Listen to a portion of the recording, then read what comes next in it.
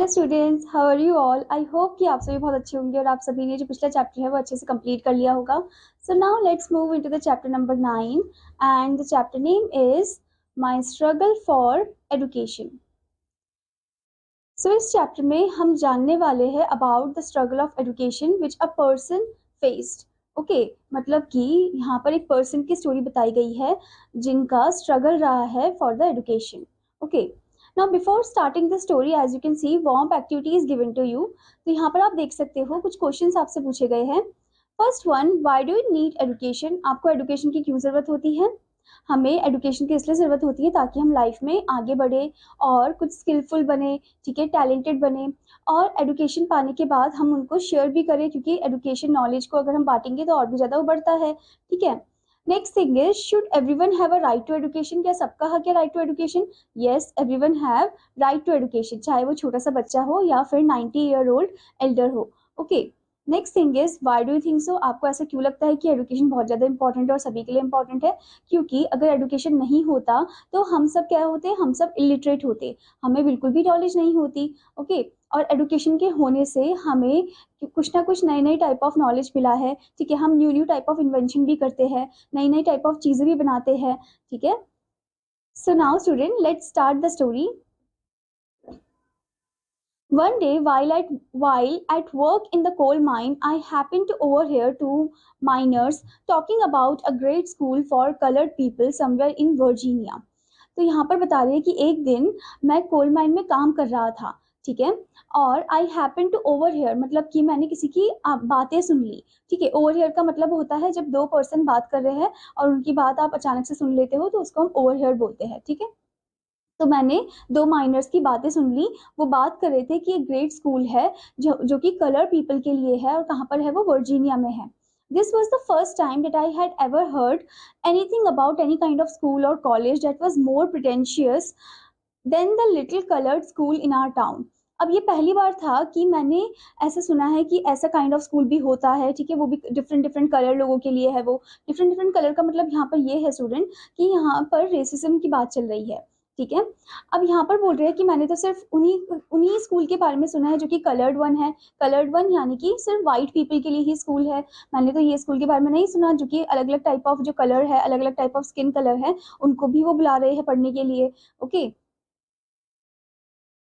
As they went on describing the school, it seemed to me as it must be the greatest place on the earth.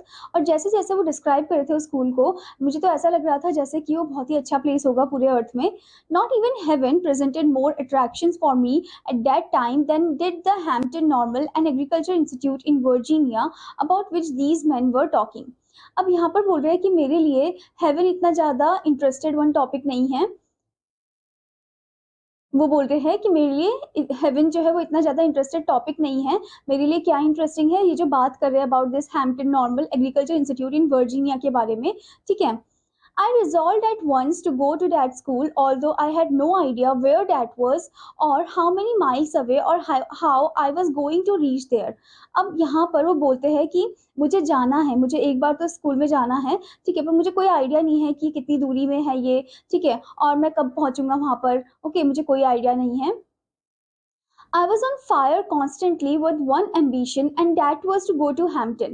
अब मेरे अंदर एक passion आ गया था और मेरा एक एम्बिशन बन गया था, एम बन गया था कि मुझे जाना है अब सीधे हैम्पटन में। This thought was with me day and night, हर दिन और हर रात मेरे अंदर बस यही थॉट रहता था। ठीक है, यही मेरे अंदर, मतलब मेरे मन में यही बात रहती थी कि मुझे उस वाले स्कूल में जाना है। Okay, In the fall of 1872, I had determined to make an effort to get there.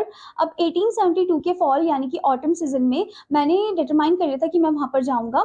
My mother was troubled with a grave fear as I was starting out on a wild goose chase.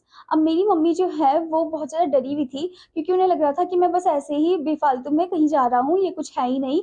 Wild goose chess का मतलब यही है कि कुछ है ही नहीं, वो बेफालतू में बस तुम अपना टाइम वेस्ट कर रहे हो। Okay, at any rate, I got only a half-hearted consent from her that I might start. पर थोड़ा सा मुझे half-hearted मतलब आधे दिल से उनका consent मिला था। ठीक है, I had very little money with which I was to buy clothes and pay my travelling expenses. मेरे पास कम पैसे थे जिससे मैं अपने कपड़े खरीद सकूं और ट्रैवलिंग एक्सपेंसेस को पे कर सकूं। My brother John help me that he could not, of course was not a great deal. अब मेरा जो भाई है जॉन, उसने मेरी मदद करी। Okay, finally the great day came and I started for Hampton. अब फाइनली वो ग्रेट डे आ जाता है और मैं जाता हूँ, मैं शुरुआत करता हूँ अपनी जर्नी कहाँ पर, towards the Hampton. I had only a small cheap satchel that contain the few articles of clothing I could get. मेरे पास बस एक सस्ता सा एक सैशल है जिसमें मेरे कुछ ही कपड़े हैं, कुछ ही आर्टिकल्स हैं। My mother at that time was rather weak and broken in health. अब मेरी मम्मी जो उस समय थी बहुत ज़्यादा वीक थी, कमज़ोर थी और ब्रोकन भी थी हेल्थ में। I hardly expected to see her again and thus our parting was all the more sad. अब मैंने हार्डली एक्सपेक्ट किया था कि मैं उन्हें वापस भी देखूंगा क्योंकि उनकी हेल्थ की वजह से। और वो जो पार्टिंग था, यानी कि मम्मी से जो अलग होने वाला जो टाइम था, वो मेरे लिए काफ़ी ज़्यादा सैड था। She however was very brave to pass through it all. But जबकि मेरी जो मम्मी हो काफ़ी ज़्यादा ब्रेव है कि वो पास कर रही है इस टाइम को भी। Okay, the distance from Malden to Hampton is about 800 kilometre, और जो डिस्टेंस है मॉल्टन से हैम्पटन की तरफ वो है 800 kilometre. By walking, begging rides both in wagons and in the cars, in some way after a number of days I reach the city of Richmond Virginia, about 82 miles from Hampton. अब यहाँ पर या तो वो चल रहा था, ठीक है, वो चल के जा रहे थे, या फिर वो किसी से राइड के लिए बैक कर रहे थे, ठीक है, किसी से राइड ले रहे थे, वो कोई भी व्हीकल मिल जाए, चाहे कार हो, बस हो, जो भी है, ठीक है। और कुछ नंबर ऑफ डेज के बाद वो कहाँ पर पहुंच जाते हैं, सिटी ऑफ रिचमॉन्ड में पहुंच जाते हैं, वर्जीनिया में, जो कि 82 की दूरी में होता है हैम्पटन से। Okay, when I reach there tired, hungry and dirty, it was late in the night. जब मैं वहां पर पहुंचा तो मैं बहुत ज्यादा थका हुआ था, भूखा भी था और बहुत गंदा भी था क्योंकि मैं नहाया भी नहीं था, ठीक है, और बहुत ज्यादा लेट भी हो गया था नाइट में। Okay, I had never been in a large city and this rather added to my misery. Okay, और मैं कभी भी ऐसे बड़ी सी सिटी में कभी आया नहीं हूँ और इससे मैं और भी ज़्यादा मिजरी फॉर्म ऐसा फील कर रहा हूँ, ठीक है, सैड सैड फील कर रहा हूँ और ऐसा फील कर रहा हूँ जैसे मैं बहुत ही ज़्यादा गरीब हूँ।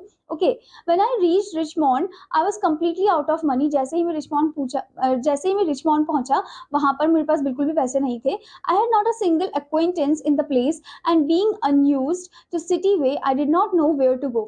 अब मेरे पास कोई जान पहचान कभी नहीं था, ठीक है, ना मेरे पास पैसे थे, और मेरे लिए सिटी जो थी एकदम नई नई थी, ठीक है, और मुझे पता भी नहीं था मुझे कहाँ जाना है। I asked eight several places for lodging but they all wanted money and that was what I did not have. अब मैंने बहुत सारी जगह में लॉजिंग के लिए पूछा कि मैं यहाँ पर रुक सकता हूँ सोने के लिए ऐसे, पर वो मुझे अलाउ नहीं कर रहे थे बिना पैसे दिए, ठीक है, और मेरे पास पैसे तो थे ही नहीं। Not knowing what to do I walk the street. अब मुझे नहीं पता था मुझे क्या करना है, तो मैं सिर्फ स्ट्रीट में चलता गया। I must have walked the street till after midnight. Midnight के बाद भी मैं चलता गया। At last I become so exhausted that I could walk no longer। और उसके बाद मैं इतना ज़्यादा थक गया था कि मैं अब और नहीं चल सकता था। I was hungry, मैं बहुत भूखा था। I was everything but not discouraged। मैं सब कुछ तो था पर discouraged नहीं था क्योंकि मेरा aim है कहाँ पर जाना, हैम्पटन में जाना। Just about the time when I reached extreme physical exhaustion, I came upon a portion of a street where the broad sidewalk was considerably elevated। अब जैसे ही मैं कहाँ पर पहुंचा, just about the time when I reach extreme, जब मैं एकदम से एक्सट्रीम फिजिकल एग्जॉशन तक पहुंच गया था, मतलब बहुत ज़्यादा थक गया था। I came upon a portion of a street, मैं उस जगह आ गया था स्ट्रीट के, ठीक है, जहाँ पर broad sidewalk was considerably elevated, मतलब जो ब्रॉड साइड वॉक था वो ऊपर की तरफ था। Okay, I waited for a few minutes till I was sure that no passerby could see me and then crept under the sidewalk and lay for the night on the ground with my satchel of clothing as a pillow। I waited for a few minutes till I was sure that no passerby could see me। अब वो बहुत ज़्यादा wait करते हैं और उनको sure हो गया था कि अच्छा मतलब कोई भी passerby मुझे नहीं देख पाएगा। And then crept under the sidewalk and lay for the night on the ground with my satchel of clothing as a pillow। और उसके बाद मैं sidewalk की तरफ जाता हूँ और वहाँ पर मैं लेट जाता हूँ और मेरे जो satchel of clothing है उसे मैं pillow बना देता हूँ। Nearly all night I could hear the tramp of feet over my head। और पूरी रात मैं tramp of feet सुन रहा था over my head। The next morning I found myself somewhat refreshed but I was extremely hungry। और next morning मैंने अपने आप को रिफ्रेश फील करा, ठीक है, बट मैं बहुत ज़्यादा भूखा था। As soon as it became light enough for me to see my surroundings, I noticed that I was near a large ship. और जैसे ही मैंने देखा कि रोशनी आ गई है, ठीक है, उसके बाद मैंने नोटिस किया कि मेरे ही पास में क्या है, एक बड़ी सी शिप है. It seem to be unloading cargo of pig iron. और वो जो है वो अनलोड कर रहे थे पिग आयरन के कार्गो को. ठीक है, next thing, I went at once to the vessel in order to get money for food. और उसके बाद मैं उस तरफ गया ताकि मुझे पैसे मिल सके खाने के लिए. The captain, a white man who seem to be kind hearted, consented. तो जो कैप्टन था, जो कि व्हाइट मैन था, यानी कि उसकी स्किन जो थी वो व्हाइट कलर की थी, वो बहुत ज्यादा काइंड हार्ट का था. ठीक है. I work long enough to earn money for my breakfast and it seems to me as I remember it now to have been about the best breakfast I have ever eaten. उसके बाद मैंने वहां पर थोड़ी देर काम किया. ठीक है, मैंने बहुत देर तक काम किया वहां पर. और उसके बाद जो मुझे ब्रेकफास्ट मिला खाने के लिए, वो काफी अच्छा ब्रेकफास्ट था जो मैंने कभी खाया ही नहीं होगा. My work pleased the captain so well that he told me that I could continue working for a small amount per day. तो मेरा वर्क इतना अच्छा लगा कैप्टन को कि कैप्टन ने मुझे बोला कि तुम क्यों ना हर दिन मेरे लिए यहाँ पर काम करो. This I was very glad to do. मतलब मैं बहुत खुश था वो ये काम करने के लिए. I continue working on this vessel for a number of days. मैंने कुछ नंबर ऑफ डेज वहाँ पर काम किया. After buying food with my small wages there was not much left to pay my way to Hampton. अब उसके बाद खाना खरीदने के बाद तब भी मेरे पास कुछ इतने पैसे बचे नहीं कि मैं वहाँ पर वापस कहाँ जा सकूँ, हैम्पटन में जा सकूँ.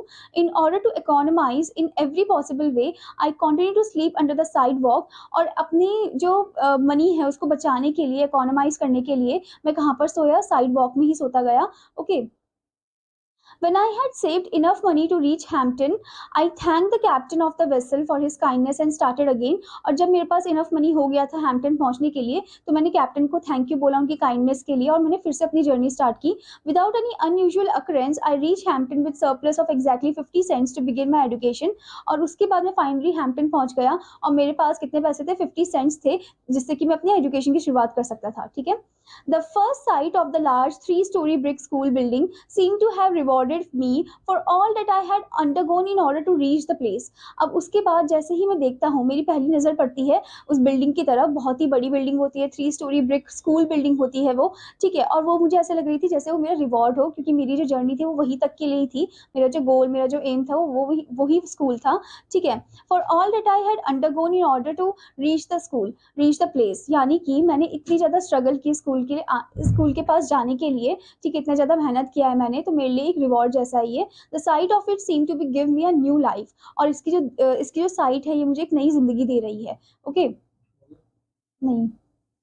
As soon as possible after reaching the ground of the Hampton Institute, और जैसे ही मैं पहुंचा था, मतलब हैम्पटन इंस्टीट्यूट के ग्राउंड में जैसे ही पहुंचा, उसके बाद I presented myself before the head teacher for assignment to a class. मैंने एकदम से हेड मास्टर को अपने आप को प्रेजेंट किया. ठीक है, असाइनमेंट के लिए. Having been so long without proper food, bath और a change of clothing, I did not of course make a favourable impression upon her. अब मेरा जो इंप्रेशन था उनके सामने इतना अच्छा भी नहीं था, क्योंकि ना तो मेरे पास प्रॉपर खाना था, ना ही मैं अच्छे से नहाया था. ठीक है. और ना ही मेरे पास चेंज ऑफ क्लोथिंग था. तो मेरा जो पहला इंप्रेशन था वो काफी खराब था. I could see at once that there were doubts in her mind about the wisdom of admitting me as a student. अब मैं देख सकता था उनके आंखों में कि वो बहुत ज़्यादा डाउटफुल है. ठीक है, मुझे लेकर कि मुझे मतलब एज ए स्टूडेंट वो मान भी रहे या नहीं मान रहे मेरी हालत को देखकर. For some time she did not refuse to admit me, neither did she decided in my favour. अब सम टाइम उसके बाद क्या होता है, वो रिफ्यूज भी नहीं करती है और ना ही वो डिसाइड करती है कि वो मुझे लेना चाह रही है नहीं. ठीक है. I continued to linger about her and to impress her in all ways I could with my worthiness. और मैं continue कर रहा था, मैं कोशिश कर रहा था कि मैं उन्हें impress कर सकूं. ठीक है. In the meantime, I saw her admitting other students and that added and greatly to my discomfort. अब उसके बाद क्या होता है, मैं देखता हूँ वहाँ पर दूसरे भी बच्चे हैं. ठीक है. और इससे मुझे थोड़ा सा डिस्कम्फर्ट फील होता है. I felt deep down in my heart that I could do as well as they if only I could get a chance to show what was in me. ठीक है. और वो बोलता है कि मैं भी मतलब यही चाहता हूँ पूरे दिल से कि मैं भी वो कर सकता हूँ जैसे ये स्टूडेंट करते हैं, बट अगर मुझे बस एक चांस मिल जाए तो. ठीक है. After some hours had passed, the head teacher said to me, the adjoining recitation room needs sweeping. अब उसके बाद क्या होता है, कुछ टाइम के बाद हेड टीचर जो है वो मुझे बोलती है कि जो adjoining recitation room है उसमें स्वीपिंग की जरूरत है. Take the broom and sweep it. वो बोलती है कि ये लो झाड़ू और तुम इधर झाड़ू मार दो. ठीक है. It occur to me at once that here was my chance. अब यहाँ पर मैं ऐसे सोचा था कि मेरे पास अब चांस है पढ़ने के लिए. Never did I receive an order with more delight. और मैंने कभी ऐसा ऑर्डर ऐसे इतना मोर डिलाइट फॉर्म में नहीं ऐसे रिसीव ठीक किया है, ठीक है। I swept the recitation room 3 times, मैंने 3 बार वहाँ पर झाड़ू लगाया रेसिटेशन रूम में। Then I got a dusting cloth and I dusted it 4 times, मुझे डस्टिंग क्लॉथ मिला वहाँ से, फिर मैंने डस्ट किया उसे 4 बार। All the woodwork around the walls, every bench, table and desk I went over 4 times with the dusting cloth, और डस्टिंग क्लॉथ से मैंने सारे जो भी वुड वर्क है उनको साफ किया, जो भी वॉल्स में थे, ठीक है। बेंच को साफ किया, टेबल को साफ किया, डेस्क को साफ किया 4 बार। Besides, every piece of furniture had been moved and every closet and corner in the room had been thoroughly clean, और मैंने हर एक फर्नीचर को अच्छे से मूव किया, ठीक है। हर एक कॉर्नर को, हर एक क्लोजेट को मैंने बहुत अच्छे से साफ किया। I had the feeling in large measure that my future depend on the impression I made upon the teacher in cleaning that room, और मैंने अपने माइंड में ऐसा लग गया था कि अच्छा मुझे मतलब इस रूम को बहुत अच्छे से साफ करना है, ताकि मेरा जो इंप्रेशन है टीचर के सामने बहुत अच्छा रहे। Okay, I reported to the head teacher when I was through, फिर उसके बाद मैंने रिपोर्ट किया हेड टीचर को जब मैंने बहुत अच्छे से साफ कर दिया था। She was a Yankee woman who knew just where to look for dirt, और वो काफ़ी ज़्यादा यांकी वुमन थी, मतलब कि कुछ ना कुछ नुक्स निकालना, ठीक है। तो वो देख रही थी कहाँ से उन्हें डर्ट मिले। She went into the room and inspected the floor and closets, तो वो रूम के हर एक कोने कोने में गई और वहाँ पर ध्यान से देख रही थी कि अच्छे से सफाई हुई है या नहीं हुई है। वो फ्लोर में देखा उन्होंने, क्लोजेट में देखा उन्होंने। Then she took her handkerchief and rubbed it on benches, फिर अपनी हैंडकरचीफ ली और बेंचेस में रफ किया, ये देखने के लिए कि धूल तो नहीं है इसमें अभी भी। When she was unable to find one bit of dirt on the floor or a particle of dust on any furniture, she quietly remarked, "I guess you can enter this institution." उसके बाद जब वो बहुत अच्छे से जब check करती है हर एक कोने कोने को, देखती है कि डस्ट वस्ट तो नहीं है, ठीक है। और जब उन्हें पता चलता है कि यहाँ तो बिल्कुल भी डस्ट नहीं है, मतलब इस लड़के ने बहुत अच्छे से साफ किया है इस रूम को, ठीक है। इवन जो कोना कोना है वो भी अच्छे से साफ किया है। तो उसके बाद जो टीचर है वो बोलती है कि अब तुम इस इंस्टीट्यूशन में एंटर कर सकते हो, मैं तुम्हें परमिशन देती हूँ। Next thing is, I was the happiest soul on the earth, और मैं उस समय बहुत ज़्यादा खुश हो गया था। The sweeping of that room was my college examination, और जो झाड़ू लगाना था उस रूम में, उस रूम की जो सफाई करनी थी, वही मेरा एक एग्जामिनेशन था इस कॉलेज के लिए।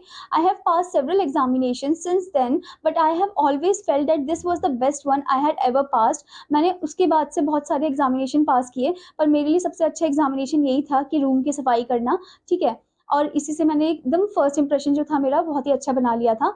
Okay, so student, this is the story. और इस स्टोरी से आपको क्या सीखने को मिला है? इस स्टोरी से हमें ये सीखने को मिला है कि हमें हमेशा हार्ड वर्क बनना चाहिए, ठीक है। हार्ड वर्किंग होना चाहिए। जैसे कि इस स्टोरी में आपने देखा कि कैसे जो पर्सन है, जैसे कि आप देख सकते हो यहाँ पर इनकी पिक देख सकते हो, आप पिक्चर देख सकते हो। तो ये जो पर्सन है, इन्होंने कितनी ज़्यादा हार्ड वर्क की उस स्कूल में जाने के लिए, बहुत सारे हर्डल्स इन्होंने पार किए जो भी इनके रास्ते में आ रहे थे, ठीक है। बिना खाने के रहे, बिना नहाए ये रहे, ठीक है, बिना कपड़े चेंज किए रहे, और स्ट्रीट में ही सो गए थे ये, ठीक है। और उसके बाद जब वो फाइनली अपने स्कूल में पहुंचते हैं तो वहाँ पर भी उनको एग्जामिनेशन देना था, और एग्जामिनेशन कोई लिखने वाला एग्जामिनेशन नहीं था, रूम की सफाई वाला एग्जामिनेशन था, ठीक है। तो उसमें भी उन्होंने मना नहीं किया, उसमें भी ऐसे ही सोचा कि बच्चों से ऐसे साफ करवा रहे हैं, ठीक है। तो उन्होंने क्या किया, उसको एज ए एग्जामिनेशन फॉर्म में लिया और रूम को बहुत अच्छे से साफ किया ताकि वो फर्स्ट इंप्रेशन अच्छा बना सके, ठीक है। और टीचर फिर इसी से इंप्रेस होकर उनको स्कूल में ले लेते हैं, ठीक है। तो इससे आपको यही नॉलेज मिलती है कि आपको ऐसे ही हार्ड वर्किंग बनना चाहिए, और ऐसे ही सोचना चाहिए कि ये छोटा सा काम हम क्यों करें, ठीक है। हम तो बड़ा काम करने के लिए बने हैं, ऐसा नहीं, क्योंकि कोई भी काम छोटा या बड़ा नहीं होता है। Okay, so now let's move into the word area part. First one is pretentious, means claiming great merit or importance. Next is colored, dark skin belonging to the negroid race. Next is resolved, decided. Next is ambition, determination to succeed.